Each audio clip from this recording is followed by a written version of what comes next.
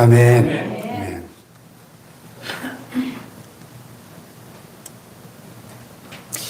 인생을 살다 보면 모든 것을 내려놓고 싶은 순간이 있습니다. 직장을 내려놓고 싶을 때가 있고 사람들과의 관계를 포기하고 싶을 때가 있습니다. 가정을 위해 쓰는 것도, 누군가를 돌보는 것도, 맡겨진 책임을 감당하는 것도 너무 버겁게 느껴질 때가 있습니다. 오늘날 수많은 현대인들이 소리 없이 찾아오는 삶의 무거운 짐에 짓눌려 숨죽여 울고 있습니다.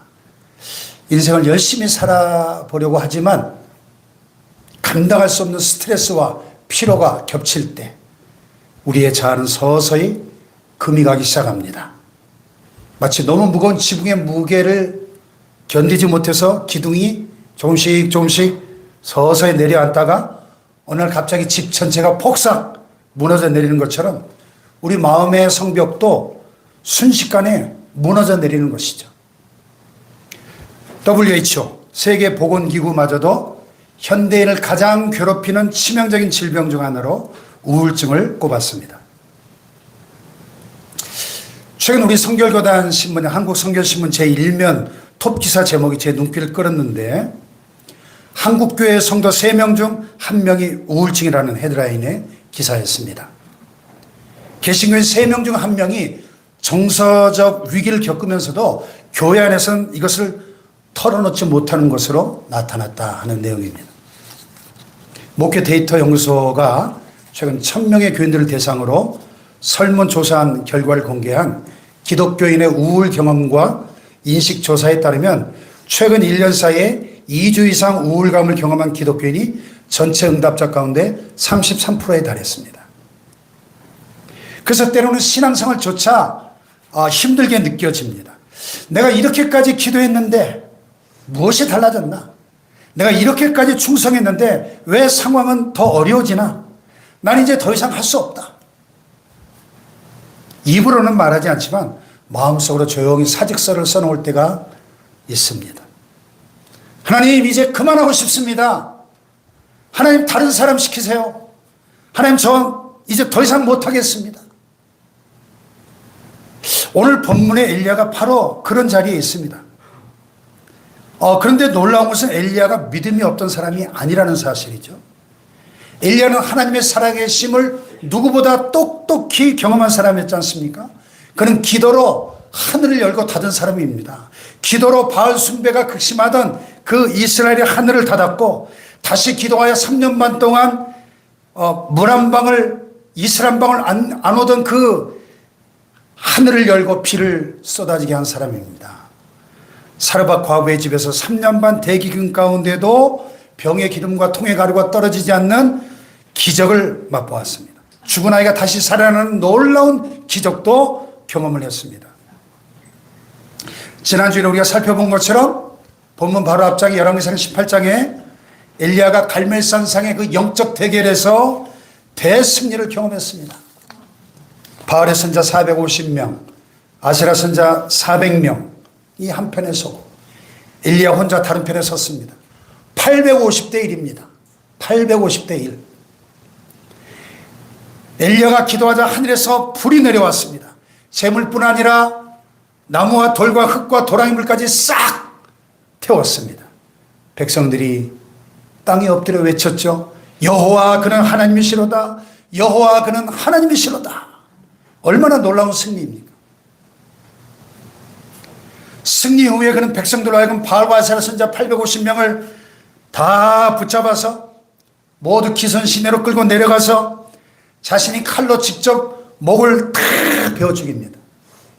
그래서 그 갈멜산 엘리야 기념교회를 올라가다 보면 그 입구에 다 칼을 들고 있는 성단 엘리야의 조각상이 딱 서 있어요. 근데 그 문지교회 목사님 그러시더라고요. 저 조각상의 포인트는 휘어진 칼이라고. 850명을 다 직접 목을 베다 보니까 칼이 이렇게 휘어져 있어요. 네. 그뿐입니까? 갈멜산 꼭대기로 올라가서 얼굴을 두 무릎 사이 파묻고 비가 오게 달고 7번 간구할 때 3년 반 동안 굳게 닫혀있던 하늘문이 열리면서 소낙비가 쏟아집니다. 할렐루야.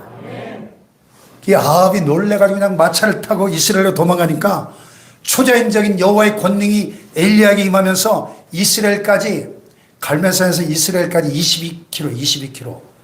22km가 넘는 거리를 아합은 마차를 타고 도망가는데 엘리야는 더 빠르게 폭풍 속을 질주하면서 22km를 달려가는 거예요. 하나님의 권능으로. 네. 그 엄청난 육체적 그 정신적 에너지를 다 쏟아부은 거죠. 그 상태에서 숨 돌릴 틈도 없이 이세벨이 죽이겠다고 살해 위협을 하니까 그의 방어벽이 완전히 붕괴해버린 겁니다. 그래서 바로 다음 장에서 엘리야는 무너져 버립니다. 18장에서 그 갈멜산의 위대한 승리를 맛보았던 그가 19장에서 이세벨의 말 한마디에 걸음아 나 살려라 36개 주랭랑을 치는 거예요. 바알과 아세라 선지자 850명 앞에서도 흔들림 없었던 그 철인이 한 여인의 위협 앞에서 그냥 무너져 버린 겁니다. 이세벨이 사람을 보내 말하죠. 2절에 보면 내가 내일 이맘때 반드시 네 생명을 저 목베임 당한 바알과 아세라 선지자들처럼 그렇게 하겠다. 죽여버리겠다. 공갈 협박을 하니까 엘리야가 자기 생명을 위해 도망을 치는데 얼마나 다급했던지 이스라엘에서 이스라엘 최남단 끝 브엘세바까지 단숨에 자그마치 160km를 걸어만 날살이라고 도망치는 거예요. 160km. 거기서 멈추지 않죠? 종을 남겨놓고 혼자 광야로 들어갑니다. 갈멜산의 영이 로뎀나무 아래 쓰러졌습니다. 극심한 과로와 스트레스 속에서 자아가 완전히 탈진해버린 이 엘리야는 광야로 도망쳐서 한 로뎀나무 아래 들퍼덕 주저앉았습니다. 이 로뎀이라고 하는 히브리어 로템, 이 로뎀나무는 이스라엘 지역과 시내 광야 전역에 흔히 자라는 백색 쌀이나무예요. 뜨거운 광야에서 나그네가 몸을 피할 수 있는 유일한 나무입니다. 키도 크지 않고 그늘도 별 볼일 없지만 어쨌든 그 광야에는 그나마 그늘이 좀 있는 유일한 나무죠.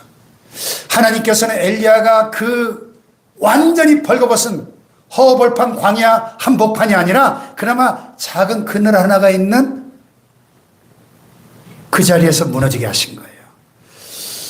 회복은 바로 그 최소한의 그늘, 아직 우리가 붙들고 있는 그 작은 자리에서부터 시작된다 하는 것이죠. 그리고 그가 하나님을 향해 절규하죠. 여호와여 넉넉하오니 지금 내 생명을 거두시옵소서. 사실 소망과 의욕을 완전히 잃어버리고 깊은 우울과 낙심의 늪에 빠져버린 거죠.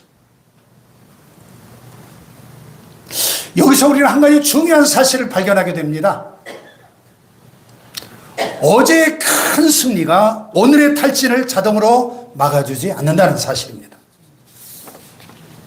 큰 믿음을 보였던 영적 거장도 얼마든지 무너질 수 있다는 사실입니다. 신앙이 깊은 사람도 지쳐서 번아웃 될 수 있다는 겁니다. 많은 사람을 위로했던 영적 슈퍼맨도 어느 날 자신이 위로받아야 할 자리에 주저앉아 있을 수 있다는 것입니다.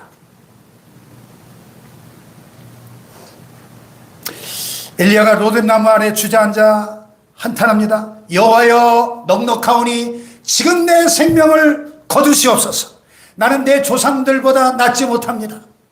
이 넉넉하오니 이 말은 이제 충분합니다. 하나님 더 이상 못하겠습니다. 지금 엘리야는 사역만 그만두고 싶은 게 아니라 인생 자체를 그만두고 싶다는 겁니다. 죽고 싶다는 거예요.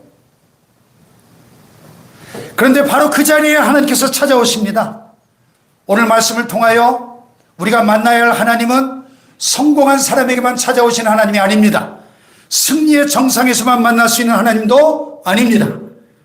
다 내려놓고 싶은 사람에게 찾아오시는 하나님. 로뎀나무 아래 지쳐 쓰러진 사람 곁에 찾아와 주시는 하나님을 만나는 이 시간 되기를 축복합니다. 아멘. 첫째로 하나님은 지친 우리를 정죄하시기 전에 돌보신다 하는 것입니다. 탈진한 엘리야가 로뎀 나무 아래에 누워 깊이 잠이 들었습니다. 그때 하나님께서 천사를 보내십니다. 그리고 천사가 엘리야를 부드럽게 어루만지면서 말합니다. 일어나서 먹으라. 엘리야가 일어나 보니까 머리맡에 뭐가 있어요?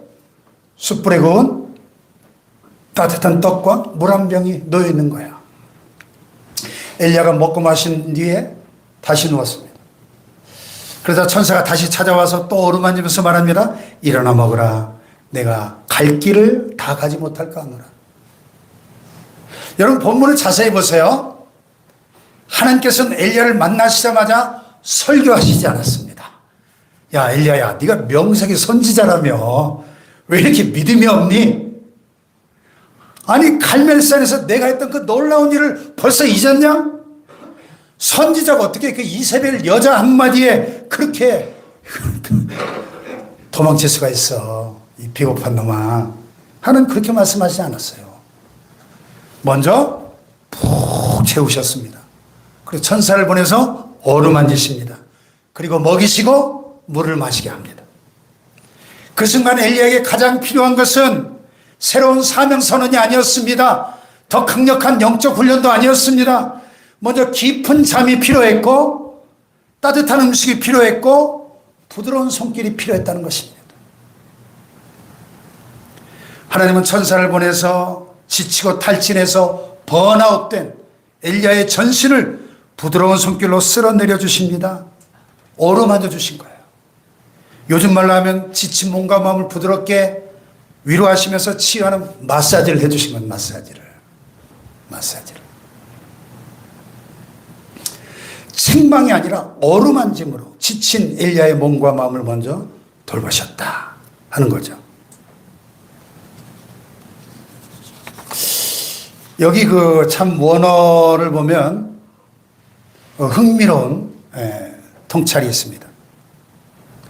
깊은 잠을 자게 하시고 따뜻한 음식과 부드러운 손길로 터치하시고 어루만졌다. 히브리어 나가, 들어와가 아니라 나가. 나가는 회복될 때까지. 이 어루만졌다는 표현이 2번 반복되거든요. 완전히 회복될 때까지 거듭 찾아오시는 반복적인 하나님의 돌보심을 보여주는 히브리어입니다. 그래서 지금 엘리야에게는 새로운 사명보다 먼저 회복이 필요했다는 거예요. 회복이. 찰스 스윈덜 목사님 그의 책 엘리야에서 이렇게 말했습니다. 우리는 종종 영적인 승리와 육체적인 필요를 분리해서 생각하지만 육체가 지치면 영혼도 지치게 됩니다. 엘리야는 기계가 아니라 사람이었습니다. 야고보서 5장 17절은 분명히 선언하죠. 엘리야는 우리와 성정이 같은 사람이로되 그랬어요. 사랑하는 여러분, 그러므로 신앙생활 열심히 하시다가 낙심이 찾아올 때 자신을 너무 자책하지 마십시오. 번아웃은 믿음이 없어서 찾아오는 것이 아니라 너무 치열하게 살아왔기 때문에 찾아오는 감기의 증상과도 같습니다. 그래서 우울증을 흔히 우리가 마음의 감기와 같다 이렇게 말하지 않습니까? 우린 때때로 영적인 문제와 육체적인 문제를 지나치게 분리합니다. 피곤해서 무너진 사람에게 기도가 부족해서 그래, 더 열심히 기도해야지. 오랫동안 잠을 자지 못하고 지친 사람에게 믿음으로 이겨내려고만 합니다. 마음이 병들어 도움이 필요한 사람에게 말씀만 붙들면 돼, 이렇게 너무 쉽게 말할 때가 있다는 거죠. 물론 기도해야죠. 말씀을 붙들어야죠. 믿음으로 살아야죠. 하지만 여러분, 사람은 영혼만 있는 존재가 아니에요. 하나님은 우리를 몸과 마음과 영혼이 연결된 존재로, 통합된 존재로 만드셨습니다. 아멘. 때로는 푹 자는 게 필요해요. 때로는 따뜻한 식사가 필요합니다. 때로는 일을 멈추고 쉬는 것이 필요합니다. 때로는 믿을 만한 사람에게 자기 상태를 정직하게 말할 필요가 있어요. 때로는 목회적인 세심한 돌봄이 필요할 수 있어요. 때로는 전문적인 상담사를 찾아가서 전문적인 치료를 받아야 될 필요도 있습니다. 이건 믿음 없는 행동이 아닙니다. 하나님께서 마련하신 돌봄의 통로를 받아들이는 거예요. 현대의학과 의사와 약도 하나님이 주신 거예요. 아멘 합시다. 근데 엘리야는 지금 자기 인생 전체를 실패라고 판단하고 있습니다. 나는 내 조상들보다 낫지 못합니다. 아마 엘리야가 갈멜산의 그 큰 승리 이후에 이스라엘 전체가 하나님께 돌아올 것이라고 기대했던 것 같습니다. 아합이 회개하고 악한 왕후 이세벨의 권세가 무너지고 나라 전체에 영적 부흥이 일어날 것을 기대했는지도 모르겠습니다. 그런데 현실은 달랐죠. 갈멜산에서 불은 내려왔지만 이세벨은 여전히 살아있었고 백성들이 불을 보고 놀라 잠시 엎드렸지만 또 바알과 아세라 선지자 다 850명을 처단했지만 나라의 우상숭배의 시스템은 견고했습니다. 무너지지 않았어요. 오히려 엘리야를 죽이겠다는 위협은 더 강해졌습니다. 엘리야는 자신이 기대했던 결과가 나타나지 않자 자기 사역 전체를 실패라고 평가한 것입니다. 우리도 그렇죠. 오랫동안 자녀들 위해 기도했는데 뭐 달라지는 게 보이지 않으면 아, 나는 부모로서 실패했구나 이렇게 생각하죠. 교회를 위해 충성했는데 기대했던 열매가 안 보이면 에이, 내 수고가 헛수고구나 이렇게 생각합니다. 관계를 회복해보려고 애썼지만 상대가 변하지 않으면 아, 이제 다 끝났다 이렇게 생각합니다. 그러나 성도 여러분, 탈진한 상태에서 내리는 인생의 평가는 되게 정확하지 않습니다. 몸과 마음이 지치면 작은 문제도 크게 보입니다. 번아웃 되면 오늘의 어려움이 영원히 계속될 것처럼 느껴집니다. 한 번의 실패가 영원한 인생 전체 실패처럼 보이기도 합니다. 이 번아웃된 사람들의 특징이에요. 그러므로 너무 지쳤을 때는 인생 전체를 결정하지 마십시오. 오늘 힘들다고 모든 걸 끝내지 마십시오.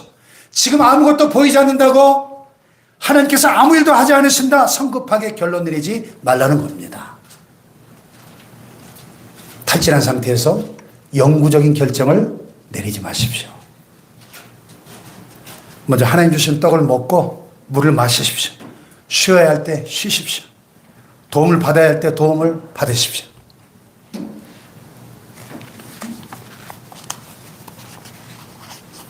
성도 75만의 세계 최대의 교회를 일구었던 조영기 목사님 그 전성기 때 이런 이야기가 나와요.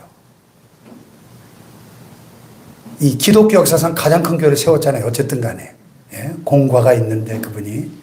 어쨌든 한국 교회사에 큰 획을 그은 그분이 그냥 교회 하나만 해도 75만 명이니까 목회 하나만 하려고 그래도 뭐 몸이 뭐 100개라도 모자라죠. 그런데 국민일보 했죠. 복지재단 세웠죠. 뭐 그냥 얼마나 많은 사역을 벌려놨는지 새벽부터 밤늦게까지 뭐 쉴 틈이 없이 막 뛰어다니니까 어느 날 설교하다 그냥 강단에 쓰러져 버린 거예요. 그 의사가 당시 이대로 가면은 3개월 안에 죽습니다. 쉬어야 됩니다. 근데 쉴 수 있습니까? 안 쉬고 뭐 비틀거리면서 계속 일을 한 거예요. 그러니까 어느 날 가까운 지인이 찾아와가지고 뼈 때리는 말씀을 하더랍니다. 목사님 하나님입니까? 목사님 깜짝 놀라가지고 아니 무슨 말씀이세요? 내가 언제 하나님처럼 교만했다는 겁니까? 아니 하나님도 천지를 6일 동안 만드시고 7일째 쉬셨는데 목사님은 어떻게 그렇게 월요일부터 주일까지 하루도 안 쉬고 그렇게 일을 하십니까? 그거 교만한 거 아닙니까? 당신이 하나님보다 교만한 거 아닙니까? 그래 정신 차리고 쉼을 갖기 시작했다는 거예요. 여러분, 하나님은 엘리야의 연약함을 정죄하지 않으십니다. 오히려 이렇게 말씀하셔요. 야, 네가 갈 길을 다 가지 못할까 하노라. 다른 말로 하면 야, 내가 너의 연약함을 안다. 네가 지금 얼마나 지쳤는지 내가 안다. 네가 가야 할 길이 내 힘만으로 너무 크다는 걸 내가 안다. 하나님께서 엘리야에게 야, 너 왜 그거밖에 못해? 이렇게 말씀하시지 않고 야, 이 길은 너한테 너무 크구나. 그러니 내가 너를 먹이겠다. 이것이 은혜입니다. 은혜. 할렐루야. 은혜. 하나님 우리가 강하기 때문에 사용하시는 것이 아니라 우리 약함을 아시기 때문에 먹이시고 붙드시고 걸어가게 하시는 겁니다. 여러분 모든 걸 내려놓고 싶으세요? 하나님이 여러분에게 오늘 말씀하십니다. 네가 지친 것을 내가 안다. 네가 감당해온 길을 내가 안다. 우선 먹어라, 쉬어라. 내가 너를 다시 일으켜주겠다. 아멘 합시다. 두 번째로 하나님은 왜곡된 절망을 말씀으로 바로잡으세요. 엘리야가 하나님 주신 음식을 먹고 새 힘을 얻어서 40일 밤낮으로 걸어서 호렙산에 도착합니다. 호렙산이 어떤 곳입니까? 모세가 하나님을 만났던 산입니다. 이스라엘 백성들과 언약을 맺었던 십계명을 받았던 거룩한 산이죠. 엘리야가 거기 굴에 들어가 있을 때 하나님의 말씀이 임하죠. 엘리야야, 네가 어찌하여 여기 있느냐? 엘리야의 위치를 몰라서 묻습니까? 이 성경에 나오는 하나님의 위대한 질문들이 있어요. 질문의 힘. 네가 어찌하여 여기 있느냐? 네가 어떻게 여기까지 오게 되었느냐? 네 마음속에 지금 무슨 일이 일어나고 있느냐? 네가 보고 있는 현실을, 네가 느끼는 감정을 한번 내 앞에서 말해봐 하는 거죠. 하나님의 질문을 받고 엘리야가 자기 마음을 말할 수 있도록 이끄십니다.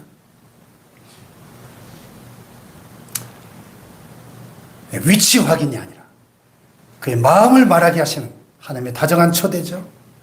예. 그랬더니 엘리야가 10절에 이렇게 대답합니다. 내가 만군의 하나님 여호와께 열심히 유배하오니 이는 이스라엘 자손이 주의 언약을 버리고 주의 제단을 헐며 칼로 주의 선지자들을 죽였으며 오직 나만 남았거늘 그들이 내 생명을 찾아 빼앗으려 하나이다.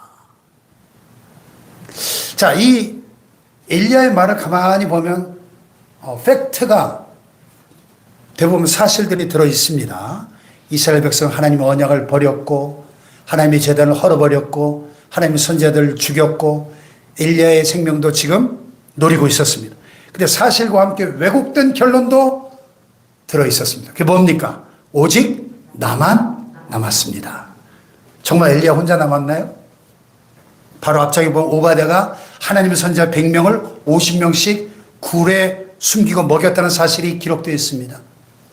그리고 하나님께서는 뒤에 18절에 보면 내가 바알에게 무릎 꿇지 아니한 7,000명을 남겨두셨다. 이렇게 말씀하십니다. 물론 엘리야가 거짓말을 한 건 아닐 것입니다. 당시 엘리야한테는 정말 그렇게 보였을 겁니다. 탈진과 두려움은 우리의 시야를 좁게 만드는 거예요. 예. 아무도 나를 이해하지 못해. 나만 일을 하고 있어. 모든 사람이 나를 반대해. 아무것도 달라지지 않아. 앞으로도 영원히 이럴 거야. 절망에 빠진 사람들이, 번아웃된 사람들이 자주 쓰는 부사들이 있어요. 아무도, 항상, 전부, 절대로 이런 표현을 잘 써요. 절망에 빠진 사람들이. 근데 여러분 그거 아세요? 내가 그렇게 느끼는 것과 실제의 현실이 언제나 같은 것은 아닙니다. 엘리야의 눈에는 자기만 보였지만 하나님의 눈에는 7,000명이 보였습니다. 엘리야의 눈에는 이세벨의 위험만 보였지만 하나님의 눈에는 앞으로 세워질 하사엘과 예후와 엘리사가 보였습니다. 네. 엘리야는 다 끝났다고 말하고 있지만 하나님은 이미 다음 장을 준비하고 계십니다. 하나님께서 엘리야에게 말씀하셔. 너는 나가서 여호와 앞에서 산에 서라. 그때 크고 강한 바람이 산을 가르고 바위를 부숩니다. 그러나 여호와께서는 그 바람 가운데 계시지 않았습니다. 바람 후에 지진이 일어납니다. 그러나 여호와께서는 그 지진 가운데도 계시지 않았습니다. 지진 후에 불이 일어납니다. 그러나 여호와께서는 그 불 가운데에도 계시지 않았습니다. 그리고 불이 지나간 다음에 세미한 소리가 들려왔습니다. 세미한 소리. 폭풍 같은 책망이 아니라 침묵처럼 고요하고 부드러운 음성이었어요. 히브리 원어를 보니까 콜 드마마 다카라는 히브리어인데요. 가늘고 얇은 고요의 소리 직역하면요. 콜이 소리인데요. 소리면서 동시에 드마마, 침묵에 가까운 역설적인 표현입니다. 가늘고 얇은 고요의 소리. 하나님은 크고 강력한 자연의 위력 가운데 바람과 지진과 불 가운데 계시지 않고 오히려 그 모든 소음이 지나간 후에 남는 가장 얇은 정적 속에서 침묵 속에서 고요하게 말씀하셨다는 거예요. 예. 탈진한 영혼에게 필요한 것은 더 큰 자극이 아니라 소음이 잦아든 자리에서 듣는 하나님의 세미한 음성이었다는 것입니다. 아멘. 엘리야야, 네가 어찌하여 여기 있느냐? 이 질문은 질책이 아니라 상처받은 아들의 마음을 열게 하시는 아버지의 다정한 부르심이었다는 거예요. 우리도 때로는 신앙생활 하면서 강한 바람이나 지진이나 불 같은 극적인 기적만을 원할 때가 있지 않습니까? 그러나 탈진한 우리의 상처를 진정으로 치유하는 것은 깊은 묵상 가운데, 예배 가운데, 말씀을 읽는 가운데 조용히 내 영혼을 울리는 하나님의 세미한 말씀, 하나님의 세미한 음성이라는 것입니다. 엘리야가 그 소리를 듣고 겉옷을 얼굴 가리고 굴러오기에 섰을 때 아마 그의 마음속에는 갈멜산에서 하나님 불로 응답하셨던 것처럼 이 호렙산에 또 한 번의 어떤 거대한 사건을 기대했을지도 모르겠습니다. 하나님 다시 한번 이 산을 흔들어 주세요. 이세벨을 단번에 무너뜨려 주십시오. 온 이스라엘이 똑똑히 볼 수 있는 놀라운 기적을 한 번 더 베풀어 주십시오. 그런데 하나님께서는 엘리야에게 또 하나의 갈멜산을 주신 것이 아니라 조용한 가운데 말씀하셨다는 거예요. 여러분, 우리는 하나님께서 큰 소리로만 말씀하신다고 생각할 때가 있습니다. 문제가 그냥 한 방에 해결돼야 된다고, 그래야만 하나님 역사하셨다고 생각할 때가 있습니다. 놀라운 기적이 일어나면 하나님의 임재가 있다고 생각을 합니다. 막 눈물이 왈칵 쏟아지고 감정이 뜨거워져야만 은혜 받았다고 생각합니다. 그러나 하나님께서는 언제나 큰 소리로만 말씀하시는 분이 아닙니다. 우리가 지쳐 있을 때 하나님은 조용히 말씀하십니다. 아침에 읽은 말씀 한 구절을 통해 말씀하십니다. 예배 가운데 선포된 설교 한 문장을 통해도 말씀하시고, 성도의 따뜻한 전화 한 통을 통해서도 말씀하시고, 기도 가운데 내가 너와 함께한다, 오래된 약속을 다시 기억나게 하십니다. 아멘. 이 세미한 소리는 단순한 내면의 느낌을 뜻하지 않습니다. 본문에 보면 이 세미한 소리 뒤에 하나님의 구체적인 말씀들이 이어집니다. 그러면 하나님의 음성을 듣는다는 것은 막연한 느낌이나 감정을 따라가는 게 아니에요. 기록된 하나님의 말씀 앞에 조용히 서는 것입니다. 오늘 우리는 너무나 많은 소리 홍수 속에 파묻혀 살아가지 않습니까?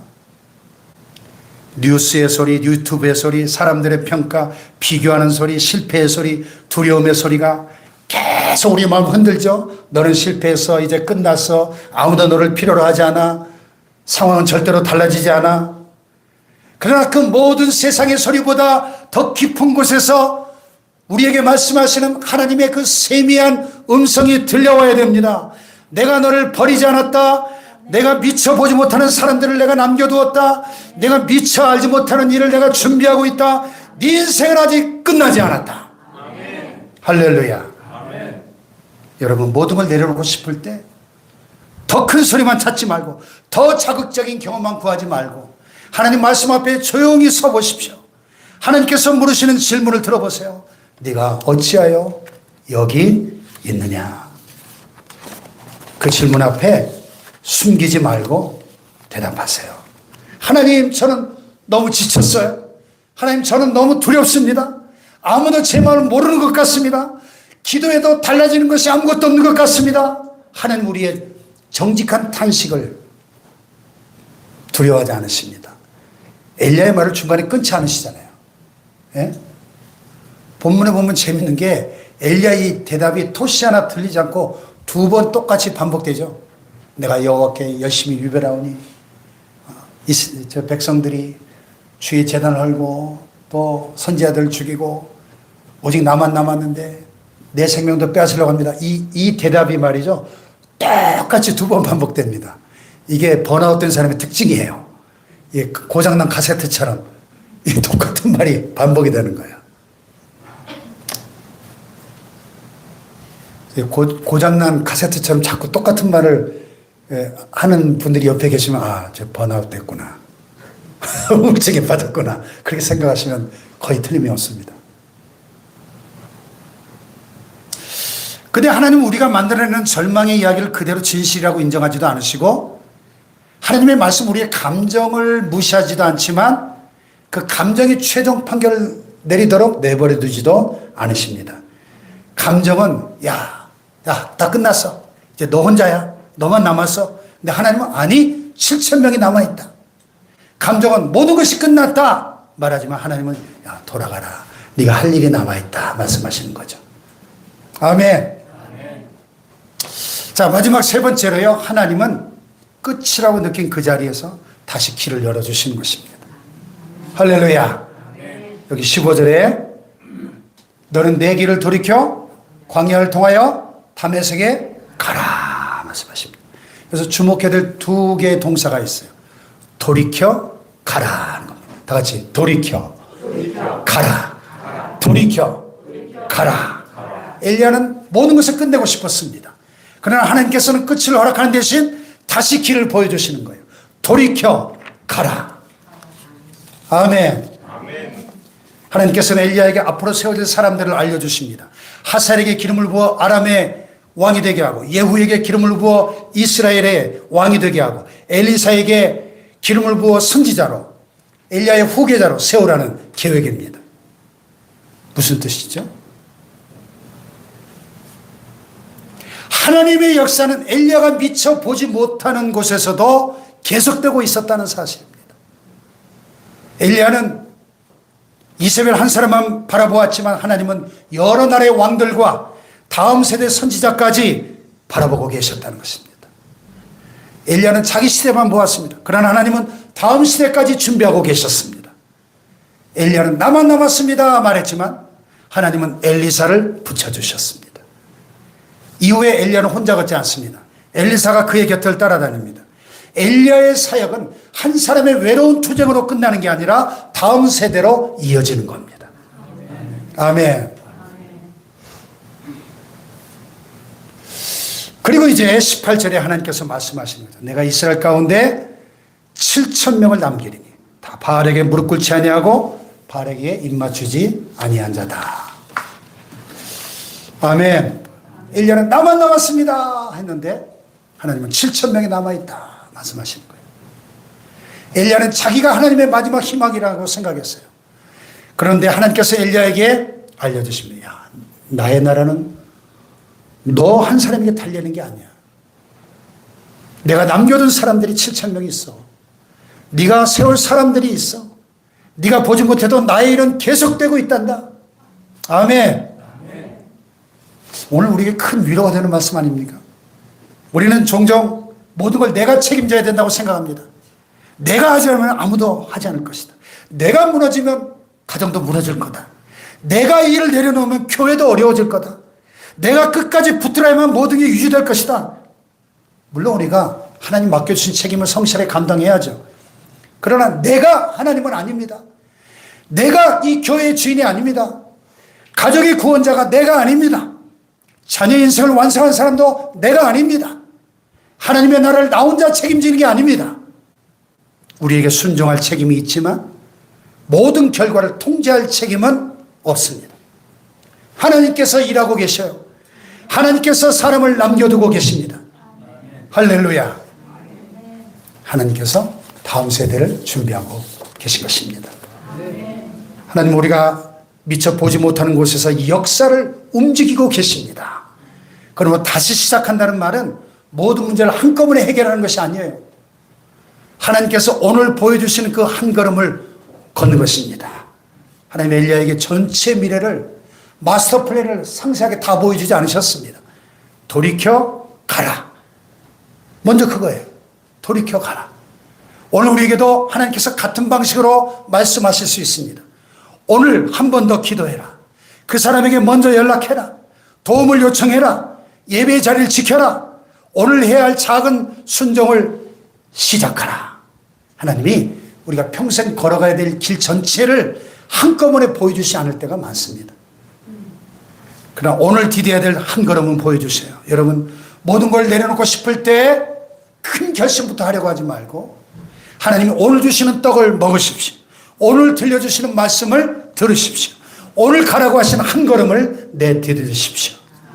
한 걸음 속에 회복이 시작되는 것이죠.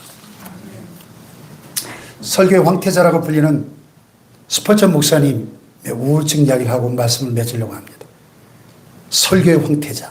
19세기 말 영국 런던에 5,000명을 수용할 수 있는 메트로폴리탄 태버나클 교회를 세운 이 위대한 설교자도 평생을 극심한 우울증과 싸웠다는 사실을 여러분 아십니까? 스펄전 목사님은 20대 초반의 젊은 나이에 이미 런던에서 폭발적인 인기를 설교자로서 누렸습니다. 처음 섬기던 뉴파크 스트리트 채플은 물론이고 4,500석 규모의 엑서터 홀도 그 몰려드는 인파를 감당할 수가 없었어요. 런던에서 제일 큰 공공 건물이었던 서리 가든 음악당을 임대하기로 교회 지도부가 결정을 하고 1856년에 그 서리 가든스 음악당의 첫 예배가 열리던 그날 저녁에 홀 안에 이미 초만원이었고 정원에까지 추가로 1만 명이 입장을 했어요. 예배가 시작되고 스펄전이 기도를 인도하던 중에 몇몇 악의적인 사람들이 그 집회를 회방하려고 하는 사람들이 불이야! 발코니가 무너진다!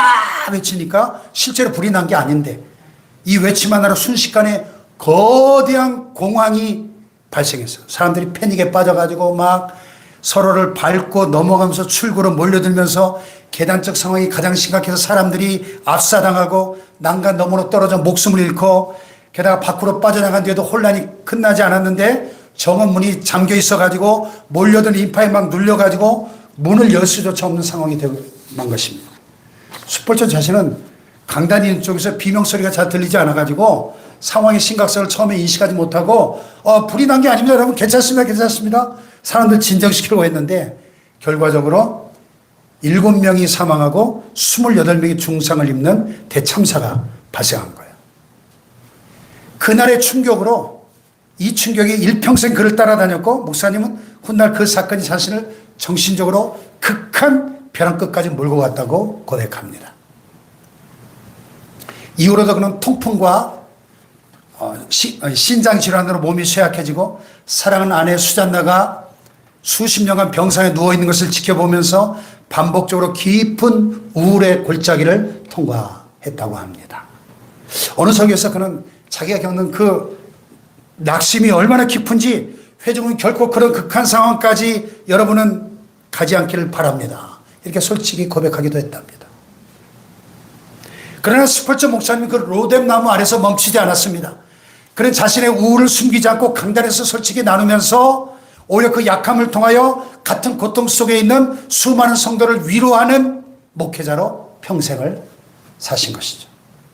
세상을 떠나기 몇 달 전 마지막으로 강단에 섰던 그날도 몸이 쇠약했지만 예수 그리스도를 이야기하는 순간 다시 힘을 얻어 설교를 마쳤다고 전해지고 있습니다. 사랑하는 여러분, 로뎀 나무 아래 그 자리는 사역의 끝이 아니에요. 오히려 하나님은 그 가장 낮은 자리에서 우리의 연약함을 다른 이를 위로하는 힘으로 바꾸어 쓰십니다. 할렐루야. 오늘 여러분 어디 앉아 계신가요? 갈매산 정상에 서 계십니까? 아니면 로뎀 나무 아래 쓰러져 계십니까? 사람들은 여러분이 괜찮다고 생각할지 모르지만 마음속으로는 모든 걸 내려놓고 싶으십니까? 오늘 하나님이 여러분을 찾아오십니다.